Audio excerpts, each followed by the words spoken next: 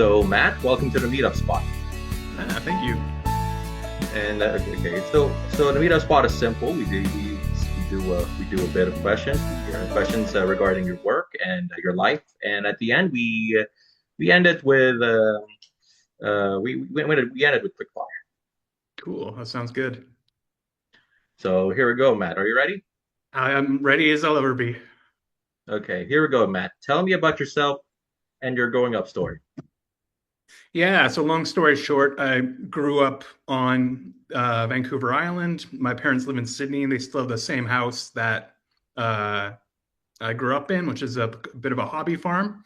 And I always wanted to get into film and animation. So, after high school, I went to Vancouver, studied film at Capilano University, did 2 years there. But I really wanted to get in animation because I was a huge fan of the shows Reboot and Beast Wars growing up.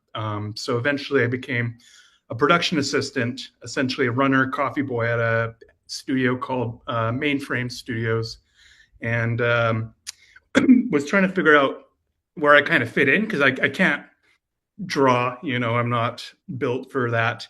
But I realized production management, literally because I saw an ad on Craigslist one day to be something called a production coordinator. And that seemed cool to me because you're just helping manage teams.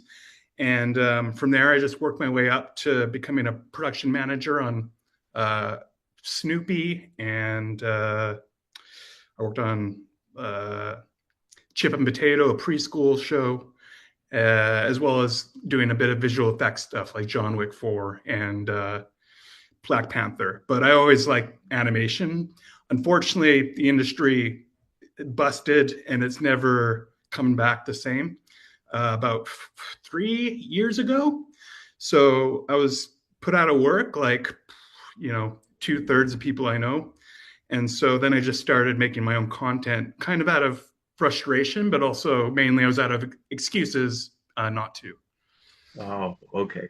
Okay, so I think I have like three follow-up questions. Yeah. So Matt, what is a hobby Oh, hobby. So it's honestly, we have a couple cows and four sheep every couple of years, and a huge part of that is because my dad and mom grew up on farms, but also you get a big tax write-off if it's a hobby farm, so they save a lot of money on property taxes. But it's also because they like doing it, and we use the livestock as well, so they have a good life, and then we eat them. Oh, okay. And what is your favorite animation growing up? Oh, I was definitely loved Dragon Ball Z. That was a huge influence, and because I was at the right age, as well as like Reboot and Beast Wars, like I mentioned. Okay, and you mentioned that the industry you're at was not the same. Can you explain me why? Explain to me why? Yeah, so it's basically death by a thousand cuts. Oh, You have the streamers overbought during the pandemic because everyone was at home watching animation and other stuff. Um, Obviously, we have AI now. Also, a lot of work has been shipped to India because it's cheaper to get it done in India. But also, the whole industry is changing. Like people right now watching this on YouTube, that's the future. And people watching stuff on their phones, whether we like it or not, network TV is dying. And so that's why I think you're smart to, you know, get in the podcast game, or something that's more accessible, because I wouldn't recommend anyone going and working commercially anymore, which I hate to say because 5 years ago was a completely different story. But this is just going to continue to be more TikTok and YouTube as network TV continues to die, especially as you and I and people younger grow up older. Like the viewing habits change, and people are just having shorter attention spans. and do you think it can get better? Do you think it can better or can go back to what it was? I a good analogy my friend Colin told me, because he used to work making commercials, like with small teams. Um, it's like working at the printing press when computers are available. and I don't think it'll ever be the same. It's like trying to have a dam about to break, and then network TV is putting tape on the dam, but it's not gonna that tape's not gonna last. And once that dam's broken, which I think it already is, there's no going back. Ouch. Oh, okay. All right. Here we go. Oh, well, first of all, that's kind that's kind of sad. It is. I think people will always want to go to the movies, and there'll still be, that kind of stuff. But we're losing mid-budget, like the $30 million comedy, for example, Oh, where obviously people are still going and seeing the latest Marvel movie, and people, I think, will still be going to cinemas. But again, I think just people's viewing habits are changing, and it doesn't help that the economy's bad, no one has money, and it's expensive to take a whole family out to the movie theater. So it's got to be like, if you have kids, obviously you're going to go see Minecraft or whatever. But I think people are just going to do it less. oh, I see. So, Matt, why do you do what you do? It keeps me sane. I like telling stories, and it keeps me out of trouble for the most part. Oh, okay, keeps you out of trouble. Interesting, interesting. And Matt, what kind of mindset did you have when you first started doing this work you're doing, this goal you're doing? Yeah, so I started doing like a couple of years ago. I did a show called Talk Show with Matt Enright, and it was basically similar to your show, where it's just finding, like, I like people who kind of live on the fringe. That's kind of my favorite thing. But it started with just interviewing friends I knew who were interesting. So like Joel McCarthy, who's a famous director in Vancouver who runs a big film festival called the Run and Gun, was my Oh, first guest. But then I started doing in-person interviews, especially once COVID kind of receded. So I think my first in-person interview was a woman named Michelle who has an animal sanctuary in Duncan here. And once I did that, it was like, oh, there's sort of no going back, because not only did I got awesome footage of all these cute animals, but just when you're, you know, eye to eye with a different person, it's just kind of a different vibe, different feeling, more personal. And I think you get to kind of know the person a bit better. And so, yeah, since then, I've done more documentary style kind of content. nice, nice, nice. And you mentioned Running Gun. Did you have you ever been to the Running Gun Film Festival? No, I want to. I live in Oh, Victoria now, but I one day I'd like to go and maybe just help with some social media stuff. But I haven't, unfortunately. okay. Oh, okay. So I think, although to clarify the question I was asking earlier, what kind of mindset did you have? Mindset. Hmm. Well, you got to be flexible, first of all, because stuff will always, unexpected issues are always going to come up, whether it's a simple reschedule or when I was doing Docked, which is the Story Hive project, I had a hard drive I bought used off Amazon. And then the night I was supposed to deliver, everything just went haywire. Like, it just stopped working, and I contacted Adobe. I contacted all my friends, like, reach out to anyone I knew. And I was having a meltdown having lunch with my mom because there's other life stuff going on, and wanted to deliver these episodes on time, and then here everything is corrupted, and I didn't have a backup. So always have a backup of your backups for that reason. And then my mom's like, "Oh, you should contact Colin Richards, who's a co-producer on Doc, who's the manager at the Doc." And he says, "Well, you got it off Amazon used." Like, we went through everything, and he's like, "The issue is you might have got a corrupted hard drive off Amazon." And that was the last thing I would have sort of guessed wouldn't work. So anyway, I was able to kind of go back, and I was still about 2 days late, but I was able to kind of retrieve most of the project. But it's just one of those things that you don't plan for that goes wrong, and stuff always will, and you just got to be prepared for it. And the other thing is, I just like to get to know the person. Like my whole goal is telling a story authentically and honestly, hopefully entertaining with a bit of humor, but also include the best parts of someone's story. But I want to know their darkest moments as well. Oh, okay, that's interesting. What helped you what helped you get started into filming? Um, I honestly just had an old camera from college, a Canon 60D, which is probably almost 20 years old now, but that was enough to get me going. And like I said, it was kind of out of frustration, out of not being able to work professionally. But it gave me a kick in the butt because I always used the excuse of working, 9 to 6, Monday to Friday, usually longer, as an excuse not to make my own content because I knew I'd have to be in front of the camera, which I hadn't done a lot of before, and it was scary at first, but also really fun. And it's a good when you're making your own stuff. It's a good way to make mistakes and learn how to get better. Got it. Got it. So I guess you're enjoying this, eh?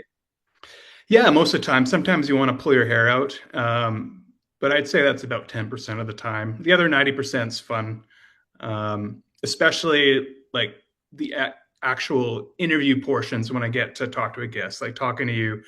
I find that's the most fun. I love editing too, but editing can be a bit of a pain in the butt just because it takes so long, as you probably know. And I've gotten quicker at it thanks to editing Docked. But it's kind of equally my favorite part. And certain days I don't hate it, but there's just no fast way to do it. Ah, okay. So you made a documentary about your barber in Little Barbershop Horrors. At first, how Yeah. did you meet him and how did that relationship grow? Yeah, so that was sort of the first success, I want to say.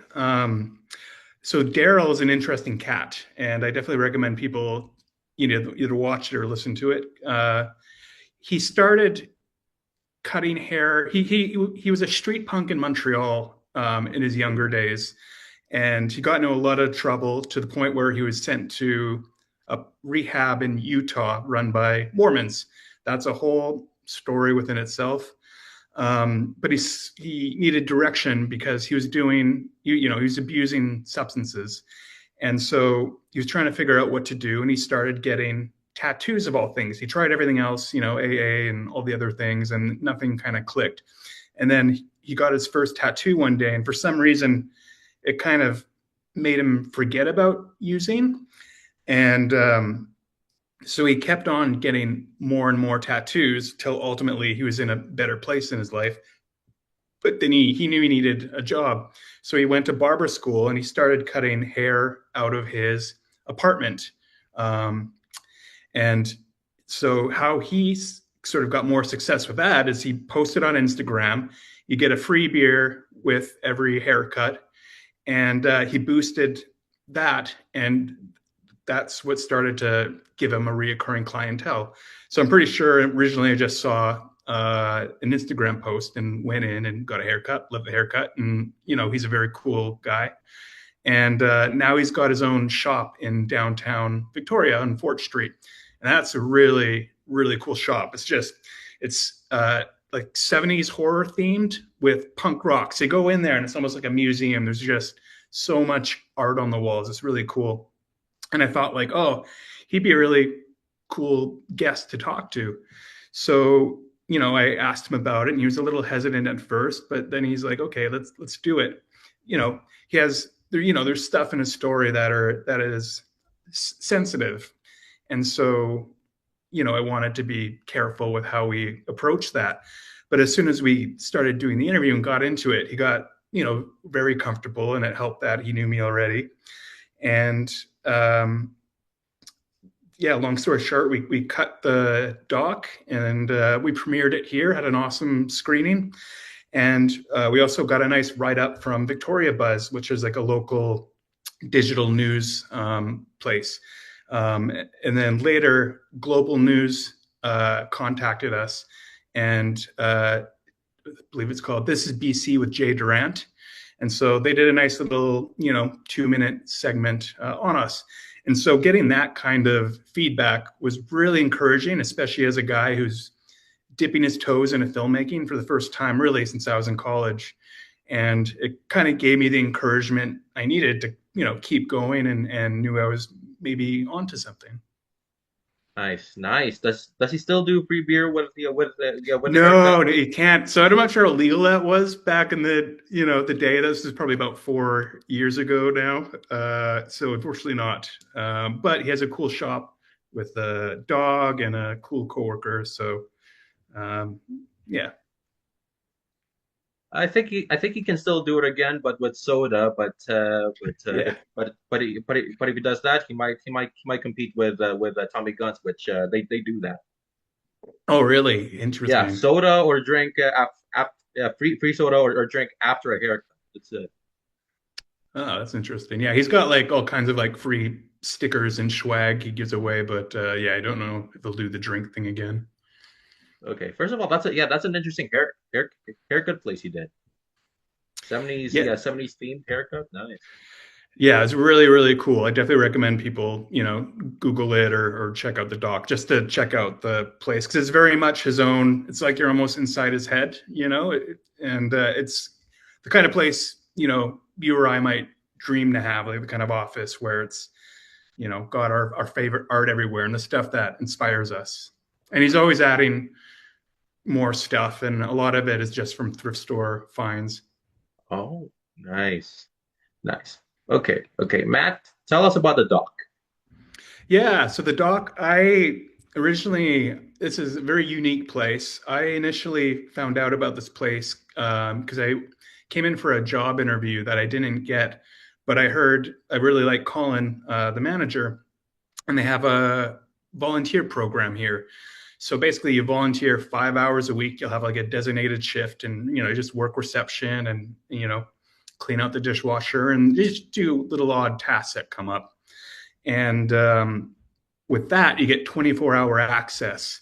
So in Victoria, it's really great to have a clean toilet, coffee, there's a shower, and just a place to drop off your stuff if you need to. Like, I don't always want to lug my computer with me everywhere. And as a guy in his 30s, I thought it'd be a good way to network and make new friends because, I'm at that age where people are having families or moving away.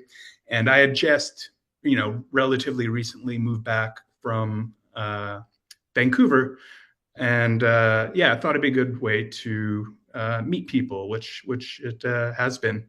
And also, I was working remotely, and I was ultimately terminated from a job, rightfully so, because after a couple of years of doing it, I kind of just had a meltdown and could not really do it properly anymore.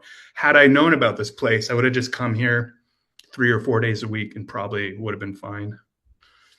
Okay. So, what are the good things to know about the doc? Yeah, so it's a co-working space. So you get a wide variety of people, like students. There's a lot of nonprofits. You get people who will come in here, maybe just be here for a week because they're out of town, or you get people who've been here for years and years and years. Like we have one of uh, Canada's most famous lawyers who works upstairs. Really cool guy. He's got like not your typical lawyer. He's got tattoos on him, and he focuses on Native rights and advocation. And he's a really interesting guy because you can have a private office like this. Most of the offices are nicer. Disregard the lighting here, but he likes being out in the open because it just kind of helps him work, I guess. And I totally get that because I came from, more mainly television background where I was, even as a production manager, sort of in the middle of the chaos. And that's what I was used to. So now when I edit projects, I kind of got my little spot over there, and it's kind of in the one of the busier areas, and that's how I work best. And you know, you get to meet all the people coming in, and you get to know whether people are here long term or short term. You get to know kind of everyone's story, and everyone's got a different story, but it's always interesting. So what was the process for you when you applied for the Story Hive $10,000 grant? Did you feel nervous?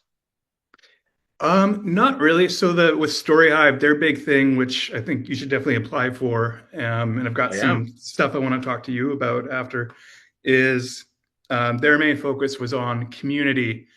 And I was kind of like, oh, 10,000. Like the idea would be to get the money, buy some new equipment that I can use for future projects. So it was kind of a no-brainer because I was at the dock. It's a rotating, you know, rotating people every day there might be someone new. So really, you could do the show forever and never run out of stories. And I thought like, okay, if they want community, baby, like I got community for them. And yeah, just made a pitch trailer talking about the show. And luckily, the doc itself had lots of photos and footage I could sort of pull from to for the initial pitch video, and sent it. And waited for a couple months, and then found out we got the grant. So we were very excited.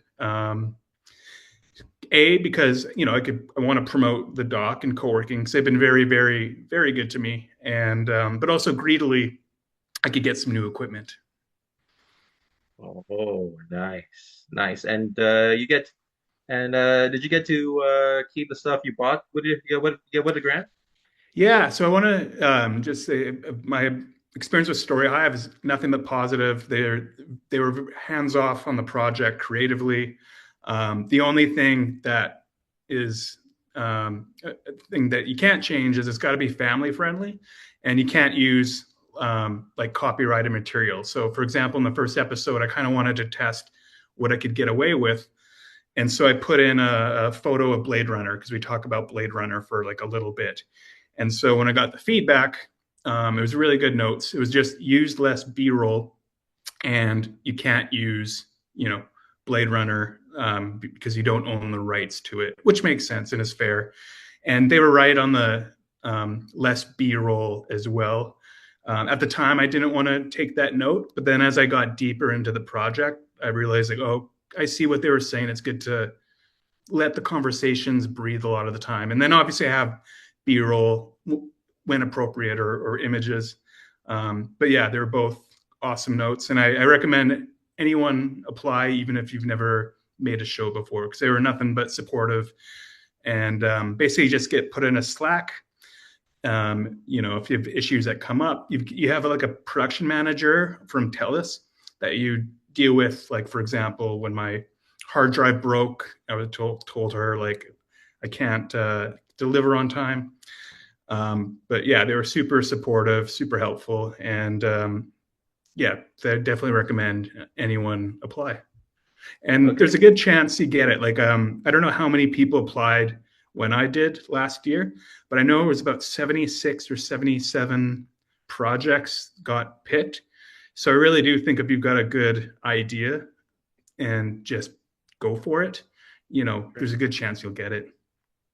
Thanks. And okay, and I forgot what my follow-up question was. Okay, okay, sorry about that. No, How did no it feel? worries. Okay. I got it right here if we need it. Oh wow! You printed it out. Hell yeah. Oh, nice. Oh, Syria, where's the process when you applied for the $10,000 grant? Did you feel nervous? Yeah, I want to talk about the application because that might be good to know too. So basically, when you apply, you make a 1 minute pitch video. Helps to make it social media friendly, but try and just sort of encapsulate what you're trying to do with the show. And then you do like a budget breakdown. So I think it was like 10 or 12 grand. I can't even remember now. But so there's a certain amount you can use for production, like a director, producer. And then there's a certain amount you can use for equipment or equipment rentals, and then as well as post production. So part of the process is sending them that budget, which is just on their website when you go to apply. In reality, I didn't follow that at all because stuff changes as you get deeper into the show. So, you know, my initial budget breakdown doesn't match what we actually did, but that doesn't matter. And then also you need a good summary for the show, like your intent, um, why it helps with community, that kind of thing. So you need a really solid summary as well. And then, like, I think too, if I can remember, you break down. So they want 10 or no, 8 episodes, and sort of what you plan on doing for each episode. Again, that gets thrown out the window as soon as you go into production, but that's just part of the application process. So just be aware of that. Okay. Okay. Two follow-up questions. Did you have any crew, and how many crew did you have, and what were they? Yeah, so Colin helped me a lot, just in terms of I didn't know anything about lighting or, because I was a production guy. I didn't even white balance. Like I haven't done that since college. So I was lacking much of the technical skills. On top of that, there were people I hired, especially an editor. That was the big thing. And what happened with that, he did give me good advice, early on, but uh, I was going to, hire him to do at least like an assembly edit. So get it mostly in shape, and then I can go in there and just, add in some creative flourish or kind of add in my voice. And then 2 weeks before the first episode was due, I messaged him like, "Hey man, like, how's the episode going?" And he hadn't started it. And Oh, that's when I started to panic. And there was just not much time to, because I wanted to do like a proper sort of documentary style, like rather than the standard podcast. So, it's a bit more ambitious than the standard podcast. And so I had to pull the cord and be like, thank you, but I gotta, edit it to get it in on time because you know, I didn't want to wait any longer. And so that's when I ended up having to edit the entire show. In terms of crew here, again, I had sort of camera people hired and then people flaked last minute. And so for the most part, I had to be a one-man show. However, I want to say Colin helped me a lot of the way, especially initially in terms of shooting the right way and a setup. And then a lot of the dock hands helped me as well, sort of as I needed. Might just be getting a frame of someone before the guest comes in. But I had a lot of help internally from just a whole wide mix of people. But mainly it was myself and occasionally Colin. okay. And did you have a woman who, I'm sorry, did you have a woman who helped you with your show? Because looking at the requirements for the for Story Hive, you need one woman. I mean, I did have a co-director on. There was one episode we did with a nonprofit called Scale Collaborative, and they're the ones who run and own the doc. And that was 3 different people. So Zoe Yanker, she writes articles for an online publication. Anyway, she was a journalist, really cool woman, and she helped me direct the more ambitious episode. Okay. Okay. Also, 10-minute warning because this is a free Zoom. Oh, Really, yeah, we can always hop back on too. It's all good. oh, okay. You're okay with that? Yeah, yeah, totally. All right. Okay. This is going to be the second time that happened. Um, okay. So here we go. How did it feel interviewing your fellow colleagues in your podcast? It was cool. Some people I knew well, like Colin Richards, is the first episode is probably the best example where he was like a genuine friend. Sorry, excuse me. Same with Yeah. Adam Heigler. There were certain people. Sorry, there were certain people I was friends with, but for the most part, I didn't know most of the people, or I knew of them, but not well. And that was one of the good things I wasn't expecting that came out of making this show is, as I got to know these people better, I become friends with a lot of them, especially there was a musician named Daniel Morel, and he's got an interesting story where he was kicked out of his house in Quebec at the age of 16. Basically, he got a backpack and like $100, and his grandpa told him to, go figure something out. And so he lived sort of a vagabond lifestyle. But one day, when he was having a very dark moment, um, he was walking along train tracks and he found a harmonica, this thing shining on the train tracks. So he picked it up and started to play.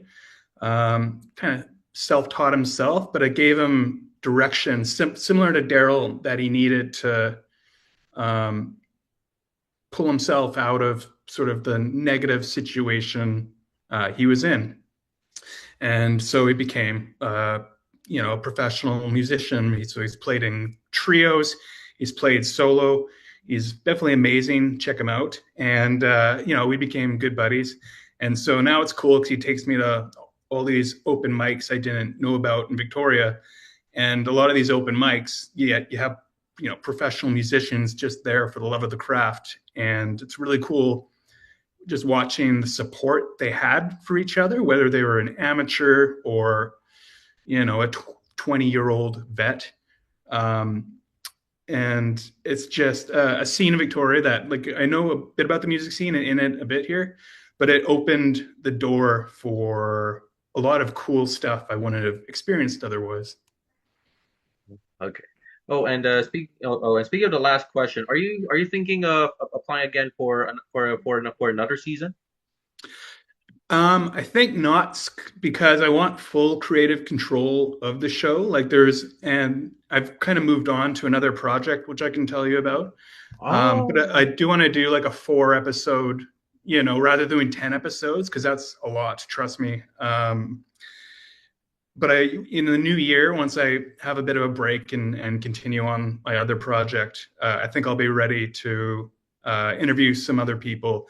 So, for example, something we couldn't necessarily do in the first season is there's a young woman here, just the sweetest girl, just, super tiny student at UVic, but she's also a pole dancer. And so I went and saw their show one night. They do a show once a month with their partner. And holy crap, man, I couldn't believe the things she could do on the pole, and also just the guns she had that I kind of just never noticed before. And it was like, oh, okay, there's a lot of layers to peel here. And that's an example of one episode I'd like to do if she was up for it, because I think it shows sort of the duality of a person. Um, and yeah, I'll definitely apply for grants in the future for other projects, but I want to move on to stuff that's not so family friendly.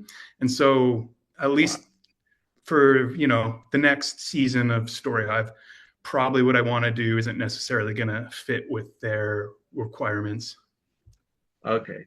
So basically, you're still doing another story hype grant, or is No, that? I'm not. No, I'm gonna, now that I have the basic equipment, I'm gonna do my own thing.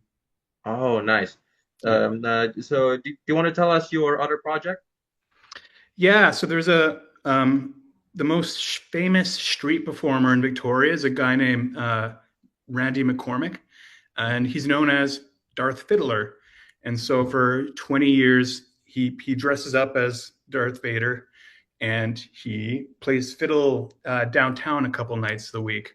So he's got a crazy story, and it's really about his early days growing up in um, is it Prince Edward Island? Yeah, Prince Edward Island, and being a punk, because there was about 20 punks back in the day when he grew up there. And so it's sort of more the story of his early days as a punk, living in a smaller spot like that.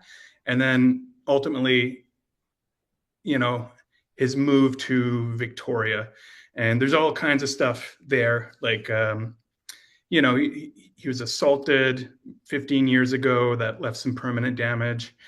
And there's certain stuff that makes it not necessarily Story Hive appropriate, which is why I'm just gonna do it on my own. But it's a really cool story, and he normally doesn't do interviews. Like he's a very shy person, but his partner looked up Punk Rock Barbershop and said, you should at least talk to this guy, and see if something clicks.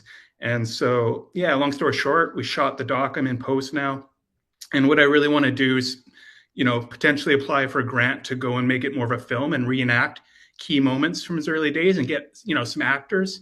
So that's sort of the dream. But I've just got to sort of finish the rough cut now to show the Randy and his partner. But it's really cool. It's got everything, a lot of punk rock, and it's a love story. It's kind of tragic, but also uplifting. So I can't wait to release that.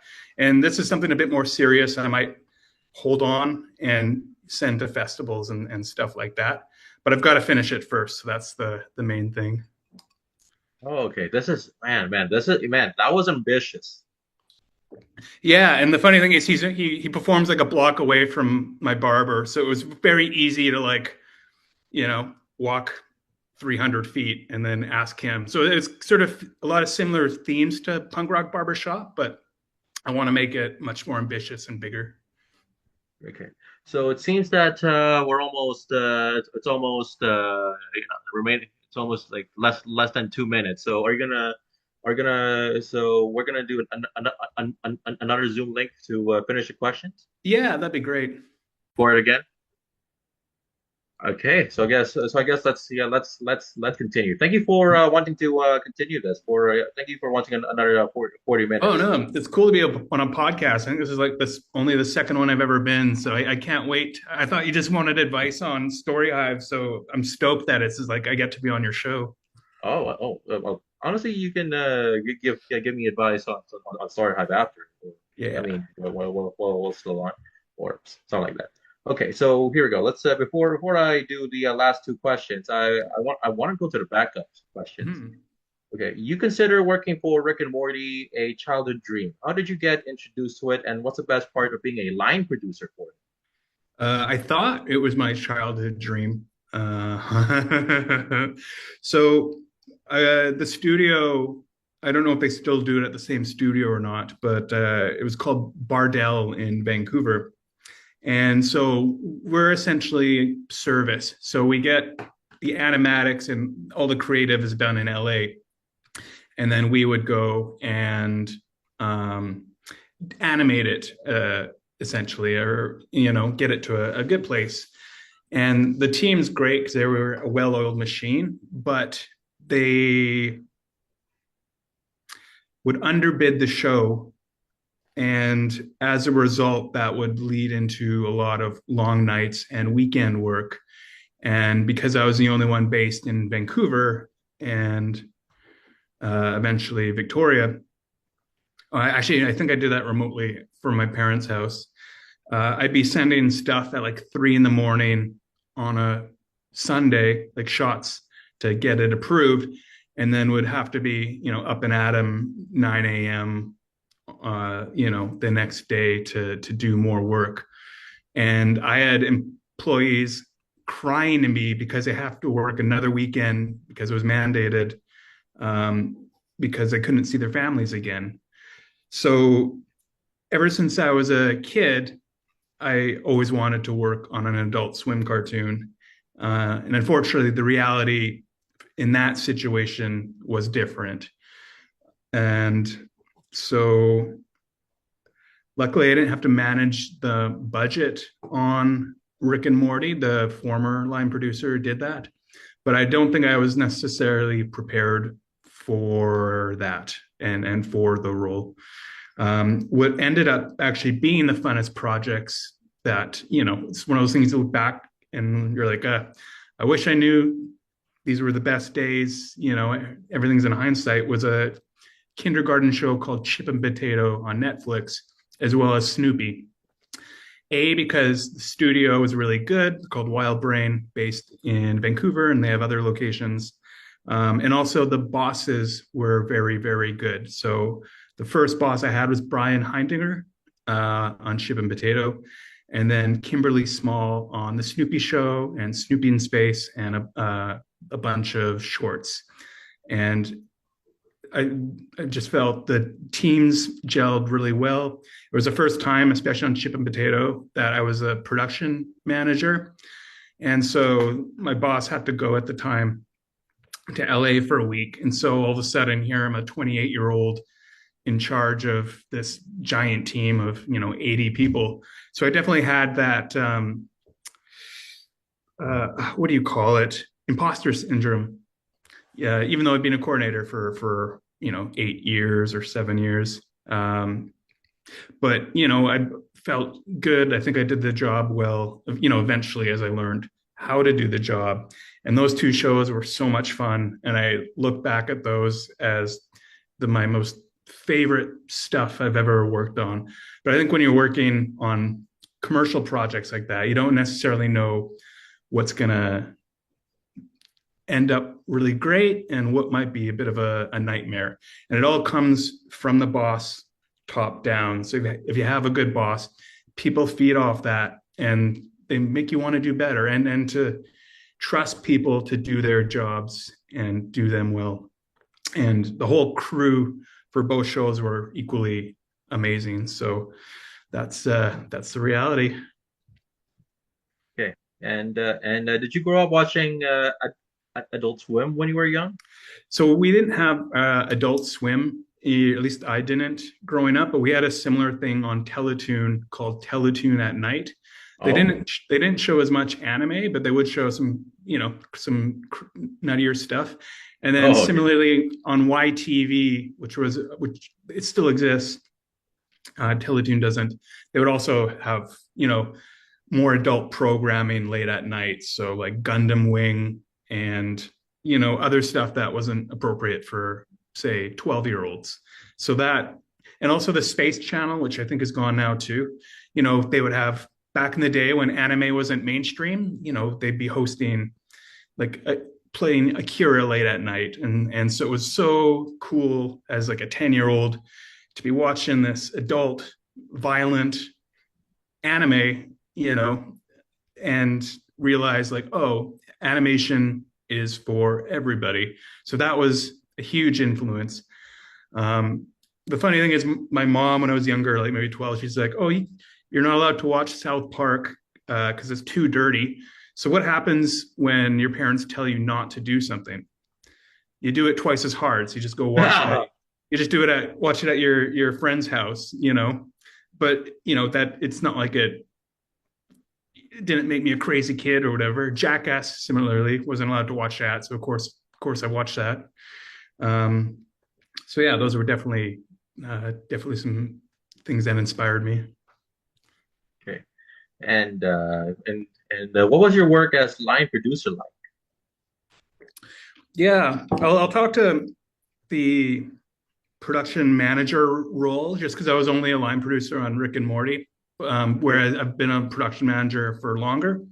Mhm. And so, and I'll talk about line producer after too, but as a production manager, you have production coordinators underneath you, and above you is the line producer. So each coordinator will look after a different department. So for animation, one person will do storyboards, another person will do the animation portion, and then there's effects and comp. And generally have amazing coordinators, and they just manage to keep the shots going through. They use a program called Shot Grid, which is universally used for animation to keep track of a shot from beginning to end. And basically, they come to you if any issues come up. You try and solve the problem together. And if you can't, or if it's above kind of, if you think you should let the line producer know because it's going to affect things on a grander level, then you talk to the line producer. But the line producer generally deals with the clients more, whereas the PM and coordinators are on the ground floor. I Oh, see. and yeah, that's basically it. Okay. And you get to work on these Hollywood movies like John Wick or Thor Ragnarok. What were the experience for it? And did you get to see the cast members? No, because we just did visual effects. So essentially, when you're a vendor for visual effects, you'll get like a chunk of the movie. So, maybe you'll do the first 10 minutes or a sequence, because maybe everything's happening in a castle and you've got CG vampires coming down. So generally, like one vendor will take that to completion. And for a big movie, you might have anywhere between 2 to 10 vendors. So basically, just working on a section. It's not glamorous, but it's not too dissimilar from animation either. I just found with animation, it was more fun and the crews have more fun. And generally, there'd be less overtime. Like when I began in the industry, overtime was the norm. You'd be lucky if you got a meal. A lot of it was unpaid. And thankfully, a lot of that has changed now, especially as I got to see the industry shift as people wanted better working conditions. Oh, okay. I see. I see. What were your early years of filmmaking like? Yeah, so probably in high school, we had what was called a digital media class, as well as we had an art class. And basically, I just run around with the camera, like back when we had DV tapes. And in both instances, the teachers kind of let me do whatever because I knew that's what I would work hardest at. So that was my earliest exposure of just, grabbing your friends. And I did something called Sydney Sunshine that you can watch on YouTube, which is one of my very first things. And there was no script. It was kind of improv, just about my best friend George having a humiliating video go on YouTube back in the earliest of YouTube days, and basically just has a bad day at school as everybody makes fun of him, and that was fun. Now if I would do something like that, we'd have at least a skeleton of a script. But I do really, really like improv and want to get back into doing more comedy shorts. Originally, my YouTube channel was supposed to be nothing but comedy, and it kind of shifted more into documentary journalism, but I still want to do the comedy stuff. But yeah, that was my earliest exposure. And the reason why I went to film school, a lot of it, like so many people, was like Quentin Tarantino. And growing up with all his movies, it was like, oh, this is different. This is cool. Especially like Kill Bill was a big inspiration. And I had to really convince my mom to let me watch that at a young age because it was very violent, cartoony violence. But because it was Quentin Tarantino, she caved because he's the king. See, I see. And you worked in various film jobs all over the years. What have you gained in these experiences? Oh, I definitely had. I look back at it fondly, like had a lot of fun, still having fun. Best experiences or just having good crews, and being able to support myself financially with what was a unique job, which again doesn't really exist anymore. I see. And what is your advice for, not just for me, but for everyone about thinking of applying for a story hype grant? Yeah, if you have got an idea, just do it. Definitely cater to the community parks. That's kind of what they're looking for. And, there's all kinds of cool ideas that came up. Like my favorite one that I saw, that wasn't mine was, I forget the title, is that Cabby something, Cabby Tales, but essentially the guest and the host would get in, one of those biker caddies and they just bike around Victoria and they would do the whole podcast on a moving bicycle. And I just thought that was such a cool, novel concept. And like simplicity too, like just do something well, keep it simple because it's always going to be a lot more work than you initially think. And yeah, even if you have the slightest crumb of that idea, just go and apply. Because like I said, a lot of projects do get greenlit, and I think just go for it. Okay, that's a good one. And here we go. The last. Okay, here we go. I think the last two questions. Right now, it's tough for people these days to find jobs. If they want to go the same path as you, what are the things they can do right now to practice? There is no jobs, and there won't be anymore. Like, Ouch. so that's the reality. However, I do think YouTube is the future, and so just start doing shorts, make podcasts, do short format stuff. Even TikTok. Short formats really good, and just start shooting, because the only way you get better is actually by doing it. It's one thing to kind of be like, oh, I've got this idea, and you sit on it forever and never do anything with it. Where if you do it, no matter what, it's never going to be as good as you want, but you gain so much experience through just making it and meeting people that it's almost important to learn how to learn rather than like nailing it right off the bat. Because you're not, even if you're a absolute pro, you're never going to be completely satisfied. Okay. And they're bringing Vine back. What are your thoughts of it? Oh, yeah, I don't know. I never used Vine growing up, but actually, one of my directors on Snoopy named Rid Sorensen, he was Vine famous back in the day, to the point where you can still see compilations of his vines on YouTube. And so, yeah, I think maybe it's something I gotta try that I just never thought of before. Because why not, right? Like you never know what's gonna hit in this industry. I do think you just gotta throw spaghetti against the wall. Like when I make content, I'll clip it, which I want to definitely talk to you about after, and I throw it on everything. I've got a Instagram account called Matt Enright Media, obviously YouTube, Spotify, and all the podcast platforms. TikTok, which I was very hesitant against at first because I'm not a TikToker. I don't really dance. I've never used it.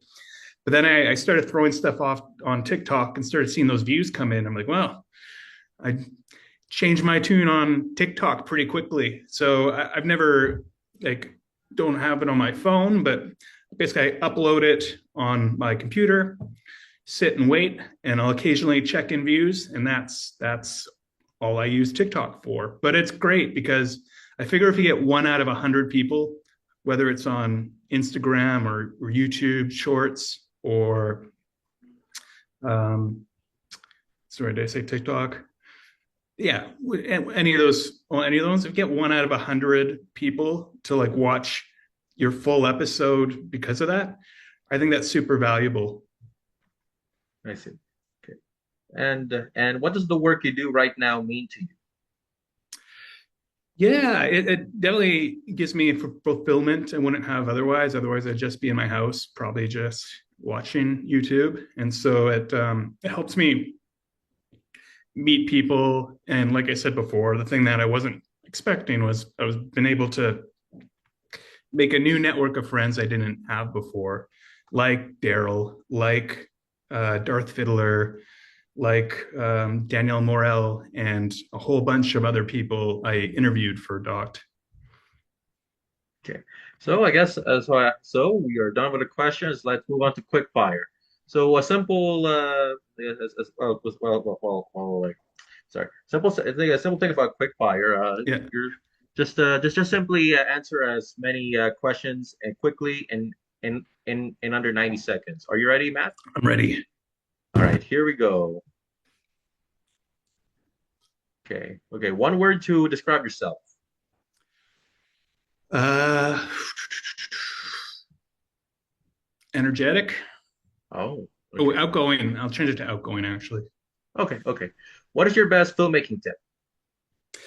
Like I said, just be flexible. No stuff is going to go wrong, and not panic. That's a big advice I didn't mention before. Is there's always a solution, no matter how dire the situation you're in is. Okay. Best artist you love to listen to? Oh, music wise? Yeah. Oh, that's a hard one. I like a bunch of music. I recommend people check out the band King Bob. I did a short doc on them. I'm biased because they're friends of mine, but they're really cool. They do sort of pop punk stuff based in Victoria. Oh, okay. One everyday item you can't leave without. Computer would be one, but also either my like Switch or Steam Deck for gaming, just because it's a good way to decompress. Nice, nice. Mantra in life. Uh, just appreciate your loved ones as much as possible. Okay. Best place in BC to go road tripping or travel? Ooh, yeah, that's a hard one. There's just a lot. Um, yeah, I mean, there's a lot of small islands around here that you can check out by ferry. That's cool. And also, people seem to like the road up to Tofino, and there's lots of sort of smaller towns you can check out that are cool and very distinct. Okay, I guess we're done with quick fire. Let's do the screenshot. Yeah.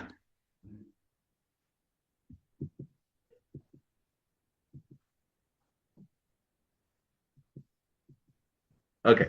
All right. So first of all, thank you, Matt. What are your feedbacks and do you have any feedbacks and comments for this podcast? No, just thank you for having me. I wanted to ask you a few things about it, if Okay. you don't mind. Mhm. The first question is, do you have this available on like an audio only version, like for example, Spotify? Nope. Because basically you're sitting on a wealth of content that I think you can get out more just by exporting the audio. And the good thing is, once you set it up, there's a program called, I believe, Spotify for podcasters. It might be named differently now. Once you set up your first episode, it'll automatically send it to other podcast platforms like Apple Music, for example. So it's a bit of work to get the first episode out. But then once you get the second, third, fourth, fifth, it's pretty much automated. So it's not much work. So I think there's a whole audience you could grab that's audio only who might be in the grocery store shopping or, on the bus who, maybe don't have time to watch half an hour YouTube at home, but they definitely do if they're doing laundry or something like that. Because, like I said, you're sitting on a whole wealth of content, and I think you can really kind of um, get more out of the stuff you already have. First of all, thank you for that advice. But that does come with a cost, right? No, no, it's free. Oh, okay. So and anywhere we can find you, Matt? Yeah, just on Matt Enright Media, pretty much everywhere. And then I did have one more thing I think you should consider is, Okay, go ahead. again, because you're on this wealth of content, go and clip your episodes. Maybe, get 1 to 3 minutes out of each episode and put that on YouTube Shorts and on TikTok and on Instagram, because you get a whole new audience of people just on the bus kind of flipping through stuff. And it's a bit of it's something I was very hesitant against, but it really helped me get more viewers and just new eyes on it that I wouldn't have otherwise. And the beautiful thing is, you have all these episodes done already that I really think you can leverage and bring even more people to your main YouTube page. Because the whole purpose of doing those short stuff is driving people to your main page. Okay. First of all, I mean, again, thank you, Matt. Thank you, Matt. So, okay, thank you, Matt, for coming to the Meetup Spot. Yeah, it's an absolute pleasure, Nige. And thank you so much for having me. I really appreciate it. And if you ever have any questions at all about Story Hive or filmmaking in general, just hit me up anytime. All right, all right, all right, all right, all right. Thank you, Matt. All right. You have a great day. Bye.